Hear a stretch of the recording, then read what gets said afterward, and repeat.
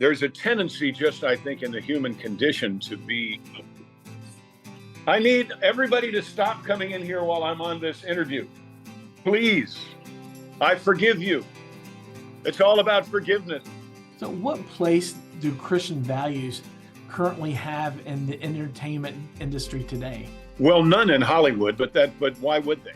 Right. You know, one of the mistakes people make is they think they can sway a machine, a non-believing machine. Thank you for joining Inspiration Ministries today. I'm John Farrell. I'm joined by one of the stars of the new movie, The Confession Musical. You may know him better as Bo Duke from The Dukes of Hazzard, or as Jonathan Kent from Smallville.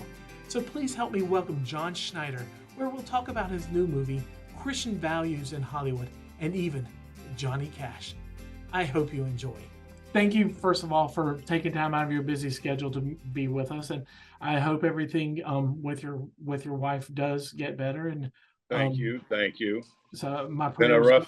Been a rough long time. It's been a rough long time. A road you never want to travel.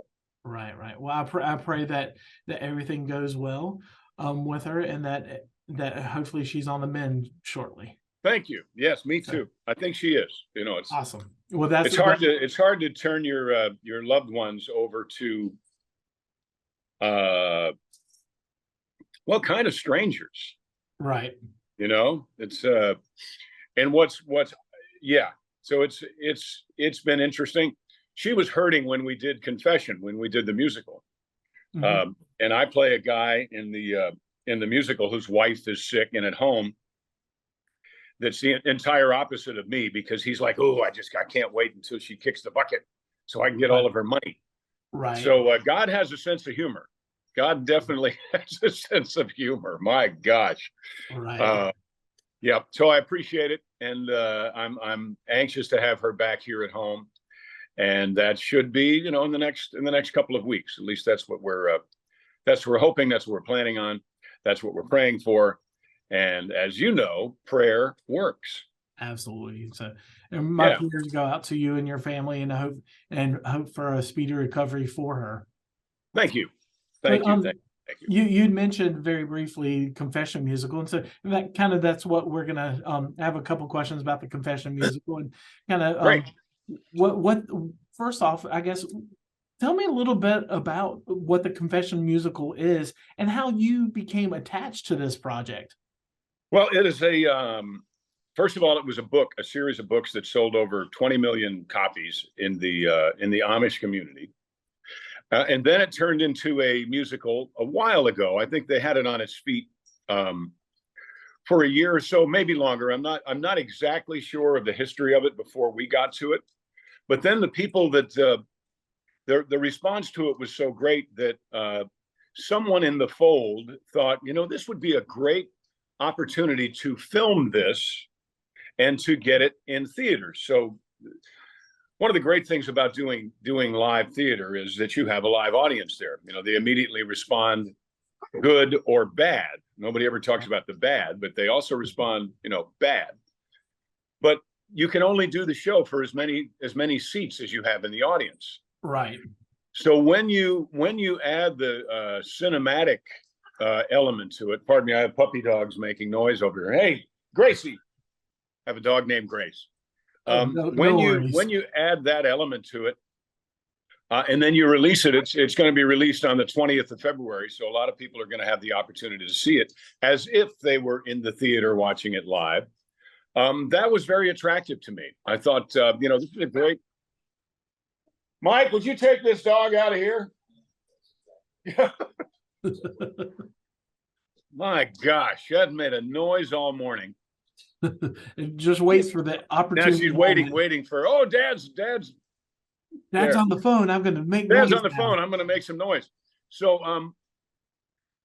that was fascinating to me, because I actually grew up doing theater before Dukes of Hazzard. I did 10 years of theater before Dukes. Right. So I'm no stranger to that, and then certainly I'm no stranger to being in front of a camera. But it was kind of a hybrid situation where we put the two of them together. So I think it's a great idea, and I think it's very forward thinking. And it could perhaps bring not just Confession the musical, but it could also perhaps bring other great stage productions to people who normally would not go to the theater. So I'm excited about it. I'm excited about doing it. I'm excited about how it looks, but I'm really excited about the future of what it could bring to other productions. So it's good to be on the cutting edge of something. And I really think that with this particular production, that's exactly where we are. Awesome. So what do you hope people take from watching the Confession musical? Is there an overarching message or lesson that you feel that audience would take from it? Yeah. The most important element of this production, I believe, is the need for forgiveness. But on both sides, the need to forgive and the need to be forgiven. Because when you hold a grudge, I believe when you hold a grudge against somebody, you are, chances are they're unaware of it, and it's really only hurting you. Right. It's churning in your soul, and they're like, doing their, later you track them down and say, I'm so sorry, I forgive you. It's like, for what? So forgiveness is a double-edged sword. That plays a heavy role in Confession the musical, because we all need to be forgiven for something. And there's a tendency, just I think, in the human condition to be, I need everybody to stop coming in here while I'm on this interview. Please, I forgive you. It's all about forgiveness. Perfect segue. Forgive me. So we all need forgiveness for things intentional and, like this, things unintentional. Right. And that plays very heavily in this show. Parents who have hidden the fact that their daughter was adopted. Amish parents who did not tell their daughter. It kind of goes into the area of, when is the appropriate time to tell your child they were adopted? And probably that appropriate time is always sometime other than right now. Right. And you never get to it. So when your child comes to you saying, wait a minute, was I adopted? Then you have to address, what do they say, the elephant in the room. Mm-hmm. And that's not the good time, because the best time should have been before then. Yeah, like there is no appropriate time to be hit by a bus. Right. It's all pretty bad. So in this show that comes up, this is something that needed to be discussed and was not discussed because life gets in the way. So perhaps one of the underlying lessons in there is that if you have a secret that could potentially be damaging to a family member, you need to put your cowboy boots on and call a meeting. Right. Talk about it. Air that so that you don't unwillingly or unintentionally damage someone down the road.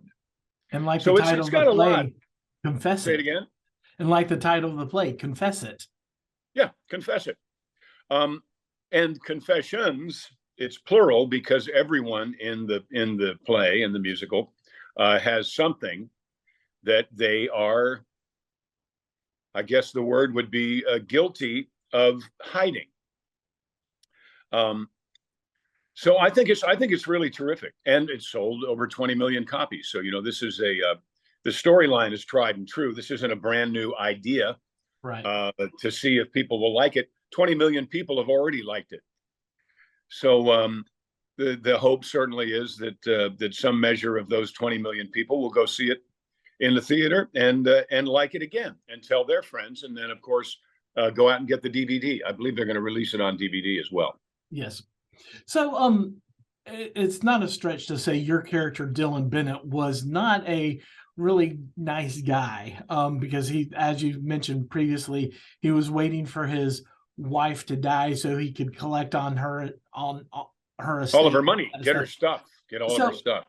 How does your character impact this overall storyline? And kind of part B of that same question is, for you personally, a lot of the characters you're known for are basically good guys.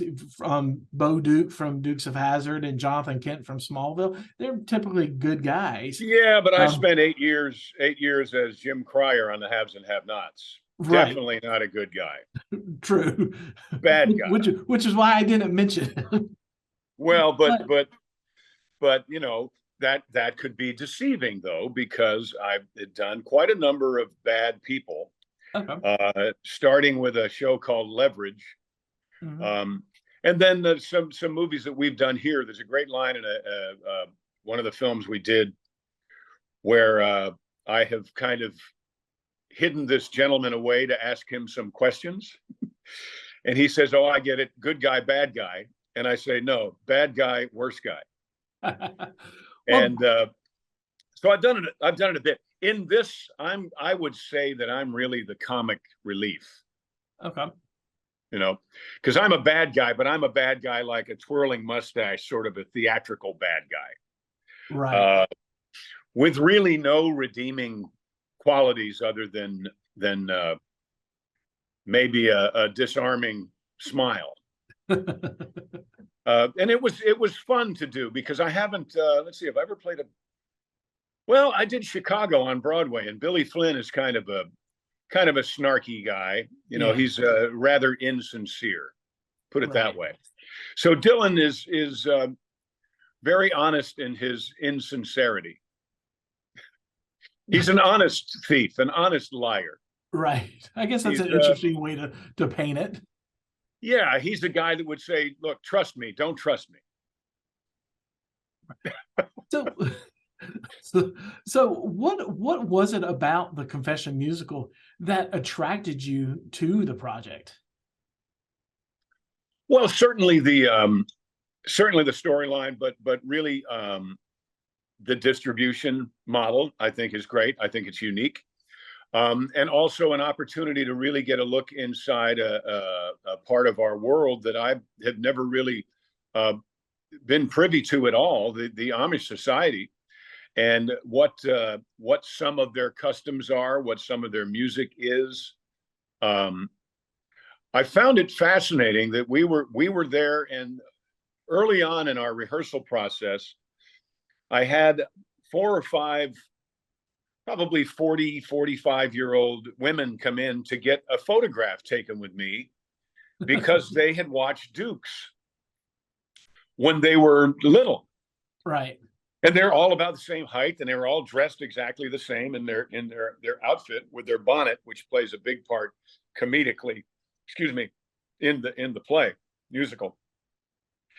But I took the picture, it was great, and then they sent me the picture, and it wasn't till about 2 days later that I thought, well, wait a minute. I didn't think there was electricity. I didn't think, how did these women grow up watching Dukes? But somehow they did. Right. So the severity that we hear about is perhaps a little heavy-handed when they talk about it. Because I would think if there was anywhere that the guy from the Dukes of Hazzard would be relatively unknown, it would be there, and that was not the case. I mean, they were giddy. It was wonderful. Right. So I don't know what was more unusual, the fact that they grew up watching Dukes of Hazzard or the fact that they admitted it. Maybe they're in trouble now. Who knows? No, because the guys were, Or, with the beards, and they were like, it was a wonderful experience. Right. It truly was. awesome. The first or second night of rehearsal, you get kind of used to hearing the gloppita gloppita gloppita gloppita gloppita glop of the wagons, the buggies going by. Well, it was I think it was a Sunday, and heard that all day. And then I'm in my motorhome. I stay in a motorhome, and I hear what sounds like drag races. So all day I hear horses and buggies, and that night, right next to the Wow. theater, was a tractor pull. So we went from 1 horsepower to 3,500 horsepower, Right. over a dinner. Wow. And it was quite alarming. It was wonderful, but it was like, what in the world is? I had to ask, later, what is going on here? So they had a tractor pull right there on the grounds where the theater is, that very night. which was Awesome. seemed a little out of character, but apparently they do that quite often. Yeah, So it's the a weird Amish community is not juxtaposition. what we think it is, Right, right, right? right. There's a lot more to it. Mhm. So I Well, love that. I love that part of it. well, the Confession musical, the film of it, the movie is filmed in Shipshewana, Indiana, which Right. has a large Amish and Mennonite population. And so on a kind of a interesting side note, so at least to me, it's interesting. I traveled with people back in 1998 and 1999, and we actually performed in Shipshewana. And I Oh, was you did? and I was one of 10 or maybe 12 students that had the privilege of living with an Amish family for the couple days that we were in Shipshewana. So So there you go. so when I saw when the opening credits came up and it said Shipshewana, Indiana, I'm like, oh, I've been I've there. been there. I've been there. So, Yeah, but it's so so beautiful there. oh, absolutely, it was gorgeous. So, but knowing that the play deals with Amish situations such as a girl choosing to leave home and her subsequent shunning from the community, Yeah. what was the Shipshawana's community's reaction to the play? Oh, they loved it. They They loved loved it. it because there was some fun poked at their lifestyle. I think I say, my wife wanted a small, intimate dinner, not a Amish.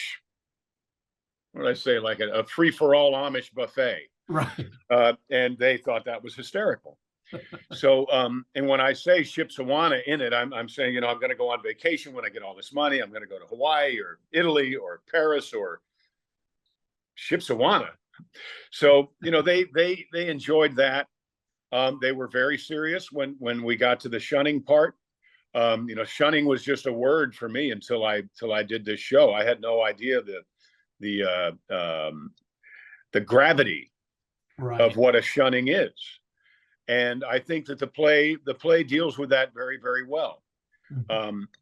It's not lighthearted. It's not. It's a very heavy thing that happens there when this young lady is basically wiped off the historic record of ever having lived. Yeah. Can't be mentioned. Can't come back. Can't be remembered fondly or otherwise. It's pretty amazing. I had no idea. I thought a shunning was, kind of a slap on the wrist, and it certainly is not. Right. No, absolutely. But So within the story, the people doing the shunning have things they need to ask forgiveness for at the same time, and so there is a bit of hypocrisy living in there that is called out, and I think it's a very important. It's fun. It's lighthearted. It's not lighthearted. It's not fun. It's a wonderful night of theater. Plays and movies are supposed to be. I think you're supposed to participate with them. It's supposed to be a visceral experience.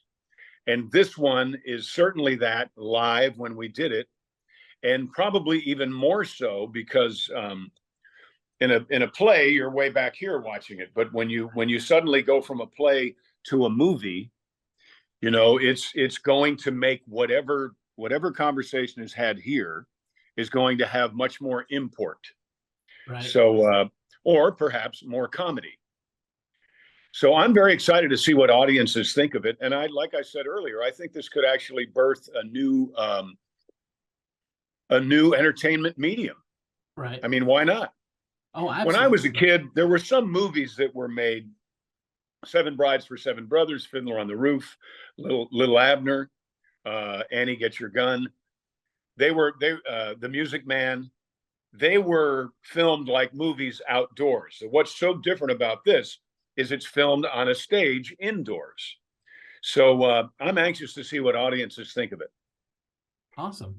Yeah, no, Yeah, absolutely. And I'm curious to see because I've seen other movies that have or other plays that have been you moved presented as have been filmed. Yeah, and some of them hit really, really strong. Some of them you're like, "Ooh, it doesn't translate really well." This one translated very well, and it was the storyline, it was the cinematography of it, and, it had the whole package that worked excellent. really well.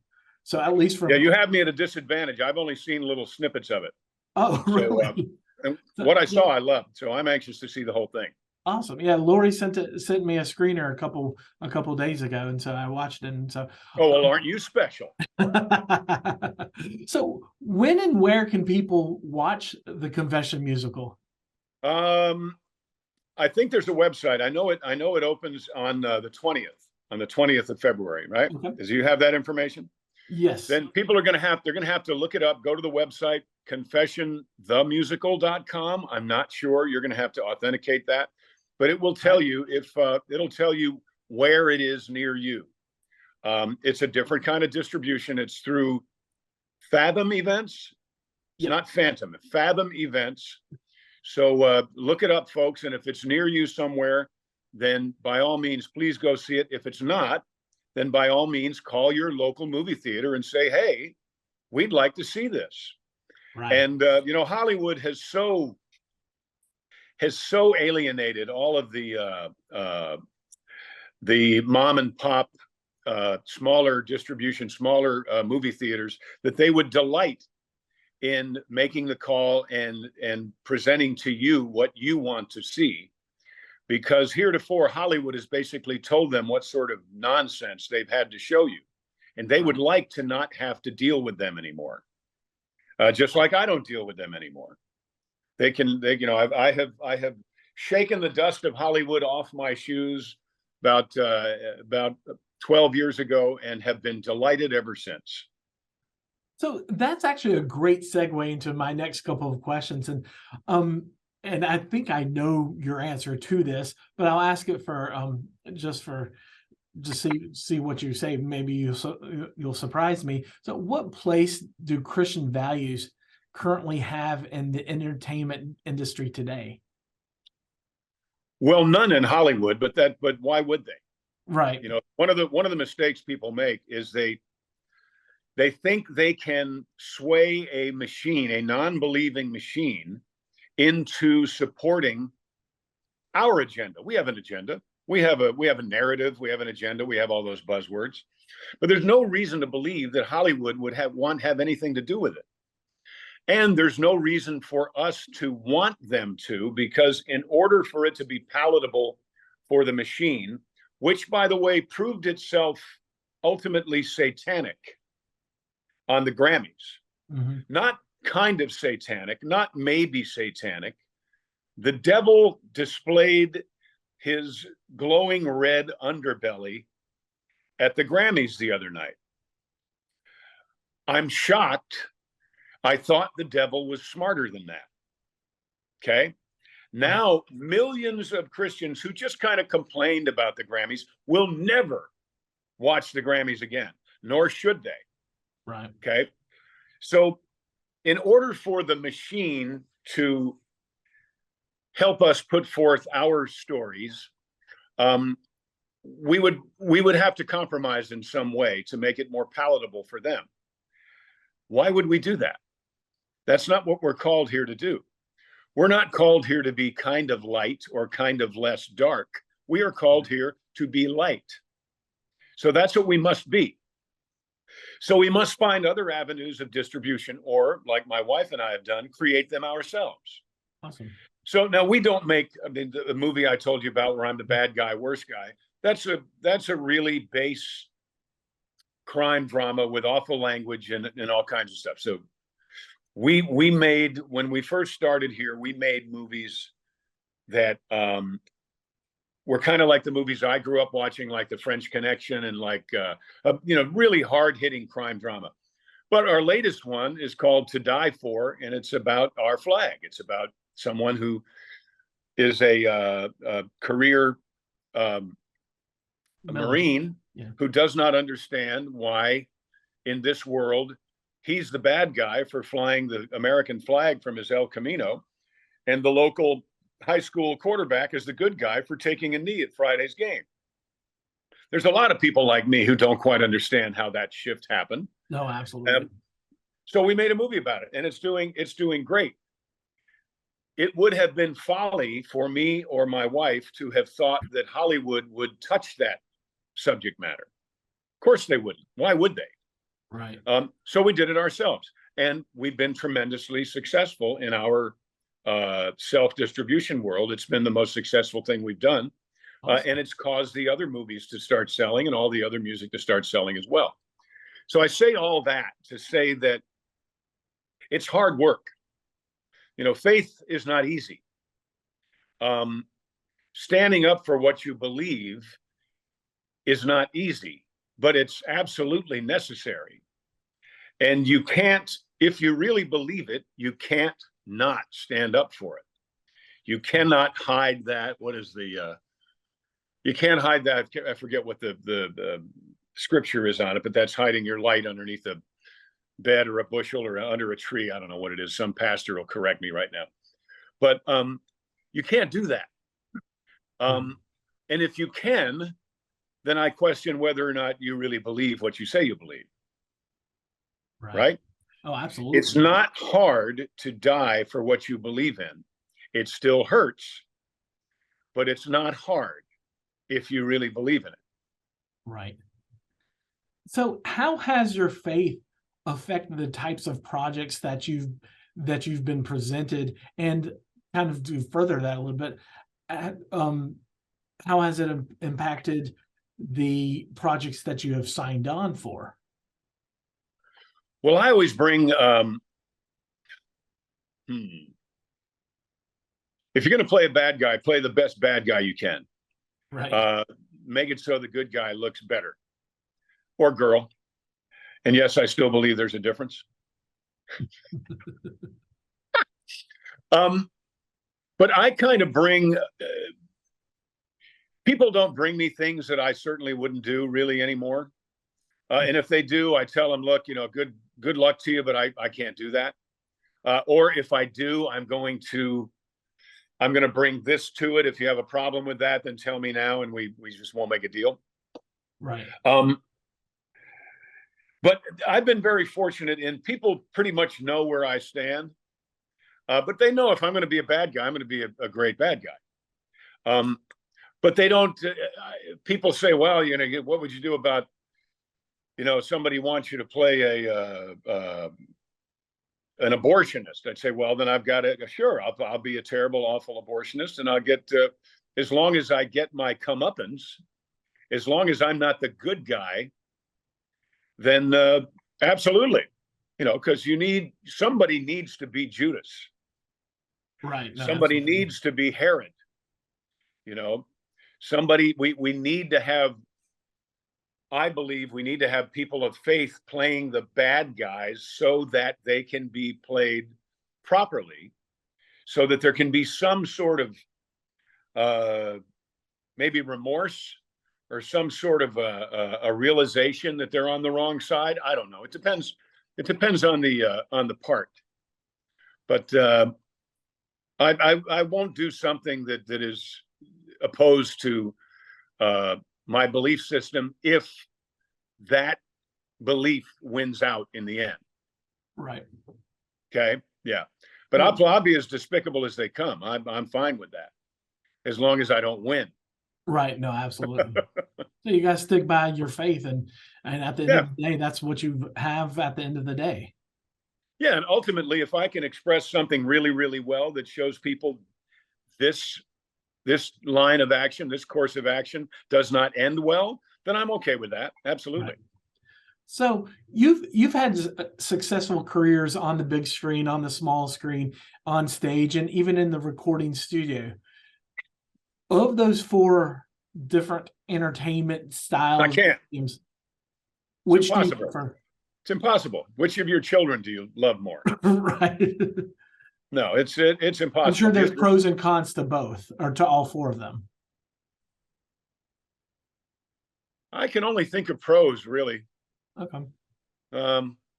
Yeah. The cheap pat answer, the easy answer is whichever one I'm doing at the time. Okay. Right. Right.